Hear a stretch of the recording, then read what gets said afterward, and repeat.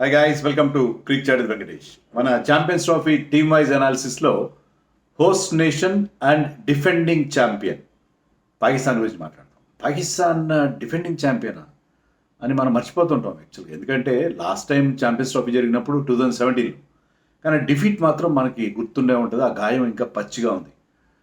బుమ్రా వేసిన no ball కానీ, తర్వాత ఫఖర్ జమాన్ సెంచరీ, తర్వాత Mohammad Amir sensational first spell 3 wickets టపటపా తీయడం, ఇవన్నీ మనకి గుర్తుంటాయి. అండ్ ఆల్సో హార్దిక్ పాండ్యా ఒక కౌంటర్ అటాకింగ్ ఇన్నింగ్స్ కూడా గుర్తుంటుంది. బట్ స్టిల్ డిఫెండింగ్ ఛాంపియన్ అంటే చాలా ఆశ్చర్యంగా ఉంది. But Pakistan are the defending champion and host. So వాళ్ళ ఛాన్సెస్ డెఫినెట్గా బ్రైట్గా ఉంటాయి. కానీ మనం ఏం కోరుకుంటాం? మనకి 2-3 కోరికలు ఉన్నాయి. అదేంటంటే ఇండియా ఛాంపియన్స్ ట్రోఫీ గెలిచినా గెలవకపోయినా పర్లేదు, 23వ తారీఖున పాకిస్తాన్తో జరిగే మ్యాచ్ మాత్రం గెలిచి తీరాలి. అది నాన్ నెగోషియబుల్. మీరు ట్రోఫీ గెలుస్తారా లేదా? ఎందుకంటే చాలా ట్రోఫీలు ఓడిపోయారు మీరు గతంలో. ఈ ట్రోఫీ ఓడిపోయినా పర్వాలేదు, మాకు నమ్మకం లేదు ద్వారా వాట్ ఎవర్. కానీ 23వ తారీఖు మాత్రం ఓడిపోతే మిమ్మల్ని క్షమించే పరిస్థితి లేదు. 23 పాకిస్తాన్ మీద గెలవాలి, అదొకటి. రెండోది, మీరు ఇండియా ట్రోఫీ గెలవకపోయినా పర్లేదు, పాకిస్తాన్ మాత్రం గెలవకూడదు అనే ఒక వైకేరియస్ ప్లెజర్ అనండి, వాట్ ఎవర్. పాకిస్తాన్ గెలవకపోతే అదొక ఆనందం మనకి, అదొక ఆనందం. సో ఈ రెండు కూడా మన కోరికలు ఉంటాయి. ఇండియా గెలవాలని కోరుకోవడంతో పాటు ఈ 2 కోరికలు కూడా మీరు ఎవరన్నా దేవుడిని మొక్కుంటే, క్రికెట్ గురించి మొక్కుంటే, అంత డై హార్డ్ ఫ్యాన్స్ అయితే ఈ 3 కోరికలు కోరుకుంటారు. ఇండియా గెలవాలని, ముఖ్యంగా 23న పాకిస్తాన్తో జరిగే లీగ్ మ్యాచ్ గెలవాలని.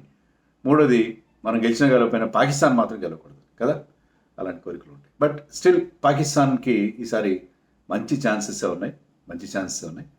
అవన్నీ మనం మాట్లాడదాం. ముందుగా టీమ్ 11 గురించి చెప్పుకుందాం.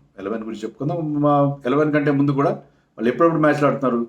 అఫ్కోర్స్ ఇనాగరల్ మ్యాచ్ 19th రోజున న్యూజిలాండ్తో ఆడుతున్నారు. అది ఆల్మోస్ట్ ఒక క్వార్టర్ ఫైనల్ లాంటి మ్యాచ్. ఎందుకంటే ఇండియా ఈ గ్రూప్ నుంచి క్వాలిఫై అవుతుందని we can take it for granted. అంటే ఏది చెప్పలేము, ఇండియాకి ఆ ఎబిలిటీ అయితే కనిపిస్తుంది. సో ఈ మ్యాచ్ ఎవరు గెలుస్తారో, పాకిస్తాన్ న్యూజిలాండ్ మ్యాచ్ ఎవరు గెలుస్తారో వాళ్ళకి చాలా చాలా బెటర్ అవకాశాలు ఉంటాయి. ఎందుకంటే అన్ని టీమ్స్ కూడా బంగ్లాదేశ్ మీద గెలుస్తాయి అని మనం we can safely assume. India కానీ, పాకిస్తాన్ కానీ, న్యూజిలాండ్ కానీ బంగ్లాదేశ్ మీద గెలుస్తారు. సో ఎవరైతే ఈ మ్యాచ్లో ఒకరితో మీద ఒకరు ఓడిపోతారో అది వాళ్ళకి చాలా డేంజరస్ అయ్యే అవకాశం ఉంది. సో అందుకని ఆ మ్యాచ్ చాలా చాలా ఇంపార్టెంట్ మ్యాచ్ పాకిస్తాన్కి కానీ, న్యూజిలాండ్ కానీ. So 19th and 23rd of course చెప్పక్కర్లేదు, మేము ఇండియాతో మ్యాచ్ ఆడతారు. 27th వాళ్ళు బంగ్లాదేశ్తో ఆడతారు. ఫస్ట్ మ్యాచ్ కరాచీలో, సెకండ్ మ్యాచ్ ఆఫ్ కోర్స్ దుబాయ్లో, థర్డ్ మ్యాచ్ రావల్పిండిలో. సో లాహోర్లో they are not playing any league matches. అది ఇప్పుడే పరిస్థితి.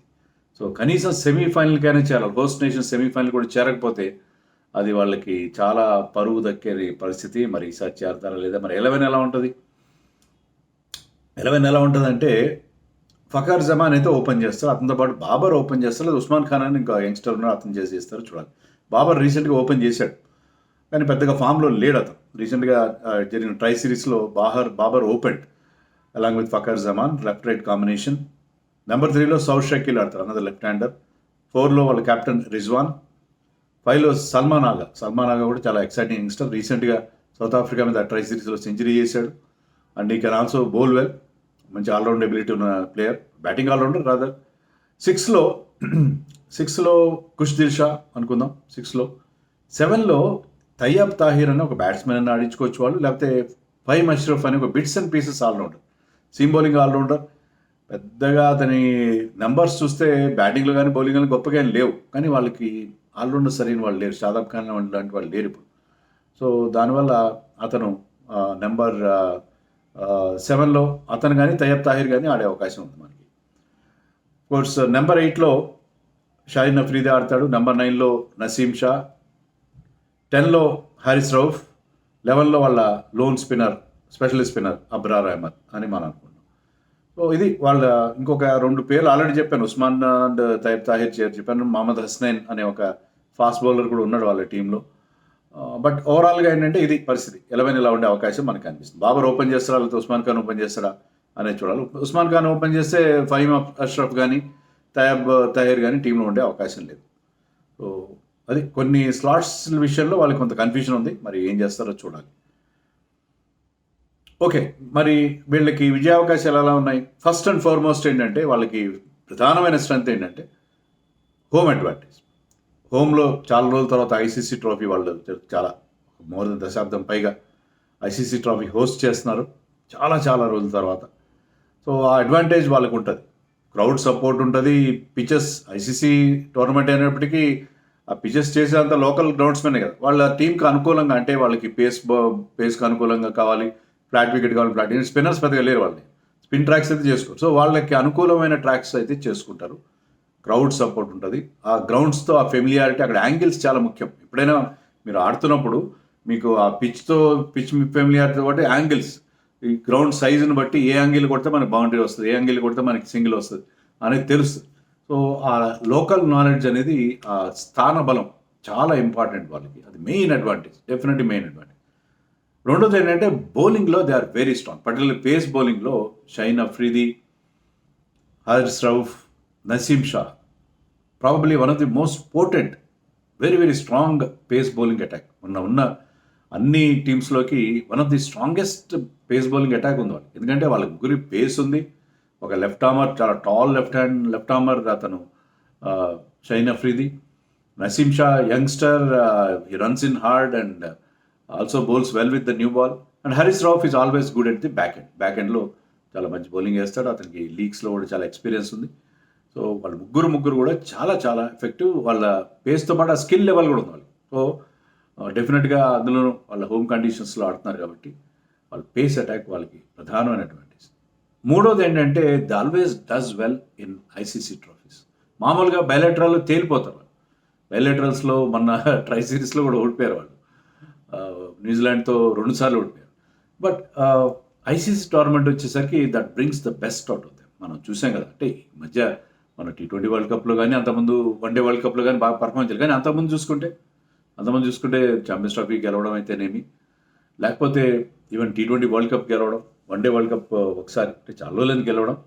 మనం చూసాం కదా! 2021 టీ20 వరల్డ్ కప్‌లో మనని ఓడగొట్టారు లీగ్ మ్యాచ్‌లో. తర్వాత 22 టీ20 వరల్డ్ కప్‌లో they reached finals. So, they always does well in this and తర్వాత బ్యాటింగ్‌లో వాళ్ళకి ఎక్స్పీరియన్స్ ఉంది. రిజ్వాన్, ఫఖర్ జమాన్ అండ్ బాబర్ వాళ్ళ ఎక్స్పీరియన్స్‌తో పాటు యంగ్స్టర్స్ సల్మాన్ ఆగా అలాంటి యంగ్స్టర్స్ మంచి యంగ్స్టర్ ఖుష్దిల్ షా లాంటి youngsters. So, blend of youth and experience వాళ్ళ దగ్గర మనకి కనిపిస్తుంది. ఇవి వాళ్ళ దగ్గర ఉన్న ప్రధాన స్ట్రెంగ్త్స్.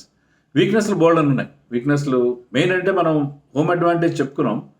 అడ్వాంటేజ్‌తో పాటు ప్రెషర్ కూడా ఉంటుంది. ఎందుకంటే అక్కడ ఉన్న యూట్యూబ్ ఛానల్స్ ప్రతి రిటైర్డ్ ప్లేయర్‌కి ఒక యూట్యూబ్ ఛానల్ ఉంటది. లేకపోతే వాళ్ళు కొన్ని ఛానల్స్‌లో కూర్చొని నలుగురు కూర్చుంటారు. వరుసగా కూర్చొని చెడమడ తిట్టేస్తుంటారు టీమ్‌ని.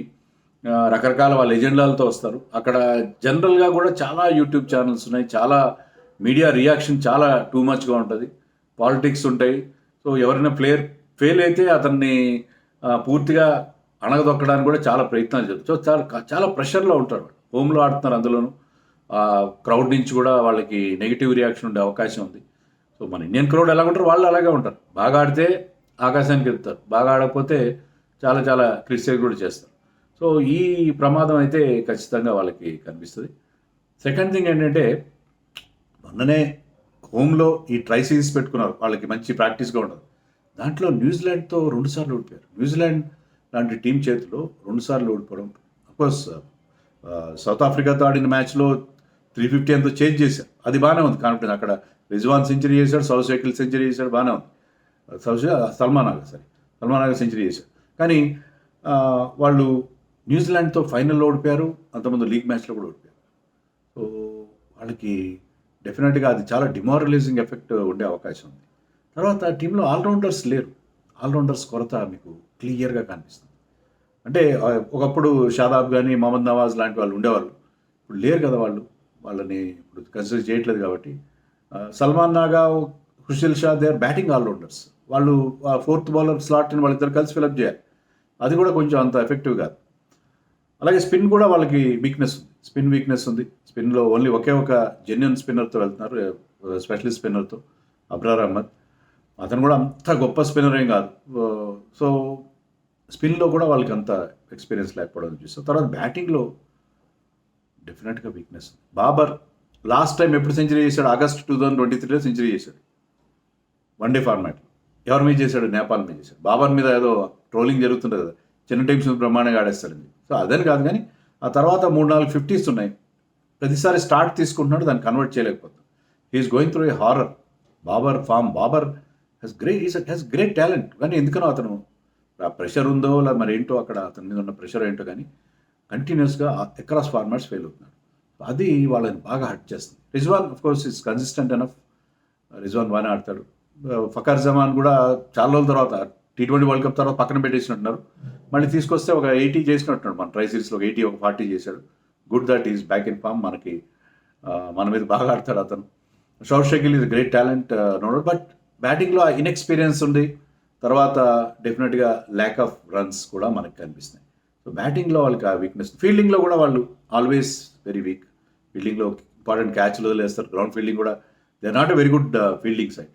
And of course Saim Ayub చాలా మంచి ఓపెనింగ్ బ్యాట్స్మెన్గా, హైలీ టాలెంటెడ్గా, చాలా ఎక్సైటింగ్ ప్రాస్పెక్ట్గా కనిపించి సైమ్ అయూబ్ ఇంజరీ వాళ్ళు మిస్ అవ్వడం. సో దాని గురించి చాలా రోజులు వాళ్ళు వరీ అయ్యారు. అదొకటి ఉంది. తర్వాత హరీష్ రావు ఫిట్నెస్ గురించి కూడా దర్ ఫ్రెటింగ్ ఓవర్ హిస్ ఫిట్నెస్. ఎందుకంటే ట్రై సిరీస్లో ఫస్ట్ మ్యాచ్ ఆడినట్టున్నాడు, అక్కడే అతనికి సైడ్ స్ట్రెయిన్ ఏదో అయింది. దాని నుంచి కోలుకుంటాడు, ఫస్ట్ మ్యాచ్ ఆడతాడంటాం. కానీ మరి మనం షమీని చూసాం కదా, ఇంజరీ నుంచి వచ్చిన తర్వాత కొంచెం అది బ్యాక్ ఆఫ్ హిజ్ మైండ్ అది ఉంటుంది, ఆ ఫీలింగ్ మళ్ళీ ఫుల్ రిథంలో వేయగలడు. ఎందుకంటే అది చాలా important member of this team. So ఇలాంటి వీక్నెస్లు వాళ్ళకి ఖచ్చితంగా ఉన్నాయి. మరి ఇవన్నీ దాటుకొని వాళ్ళు బాగా పర్ఫామ్ చేస్తారా లేదా? మనకైతే ఆ 23rd మ్యాచ్, 23rd మనం ఫేవరెట్స్గా వెళ్తాం, no doubt. 23rd unless something drastic happens మనం ఆ మ్యాచ్ గెలుస్తామని అనుకుంటాం. Nothing can be said. Of course pressure ఉంటుంది మన మీద, వాళ్ళ మీద ఉంటుంది, ప్రెషర్ ఉంటుంది. బట్ ఐ థింక్ పాకిస్తాన్కి అంత ఈజీ కాబోదు. ఈవెన్ వాళ్ళు సెమీఫైనల్కి రాలేకపోయినా, న్యూజిలాండ్ ఇప్పుడున్న ఫామ్లో రాకపోయినా మనం ఆశ్చర్యపోవాల్సిన పని లేదు. కానీ ఐ థింక్ సెమీస్కి అయితే వెళ్తారని అనుకుంటున్నాను. Let's hope, let's see. అది సెమీస్లో న్యూజిలాండ్ నిలబడచ్చు, పాకిస్తాన్ నిలబడచ్చు. సో అంత ఎక్సైటింగ్గా, అంత ఎంకరేజింగ్గా ఏం లేదు పాకిస్తాన్ సినేరియో. బట్ హోమ్ అడ్వాంటేజ్తో వాళ్ళు నెట్టుకొస్తారా, నెగ్గుకొస్తారా? Let us wait and see.